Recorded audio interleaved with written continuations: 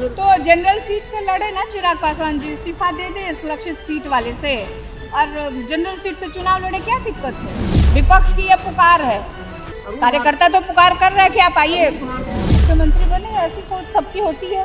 देखिए, चिराग पासवान को लेकर मीसा भारती ने बड़ा बयान दिया है। दरअसल बीते दिनों चिराग पासवान के विधानसभा चुनाव लड़ने की खबरें सामने आ रही थी।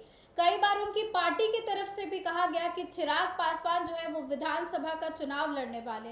वही खुद चिराग पासवान की बात करें तो उन्होंने भी कई बार अपना बयान दिया है और कहा है कि पार्टी जैसा तय करेगी वैसा काम करूंगा।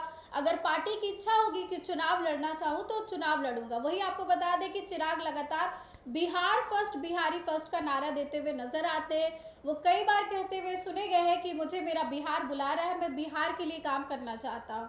अब इसको लेकर मीसा भारती ने भी अपना बयान दिया है और चिराग को इस्तीफा देने के लिए कहा है। दरअसल मीसा भारती कहती है कि चिराग को इस्तीफा दे देना चाहिए आरक्षित सीट से और उसके बाद विधानसभा का चुनाव लड़ना चाहिए। तो सबसे पहले अब आपको मीसा भारती का बयान सुनवाते हैं। चिराग पासवान ने कहा है कि अब वो जनरल सीट से लड़ना चाहते हैं। कुछ दिन पहले बोले कि बिहार आने का मन कर रहा है, बिहार बुला रही है। फिर तो जनरल सीट से लड़े ना चिराग पासवान जी, इस्तीफा दे दे सुरक्षित सीट वाले से और जनरल सीट से चुनाव लड़े, क्या दिक्कत है? कह रहे कार्यकर्ताओं की पुकार है कि बिहार आए, बड़ी जिम्मेदारी लें। हम कह रहे हैं चुनाव कोई भी लड़ सकता है, लड़े ना, क्या दिक्कत हो रहा है?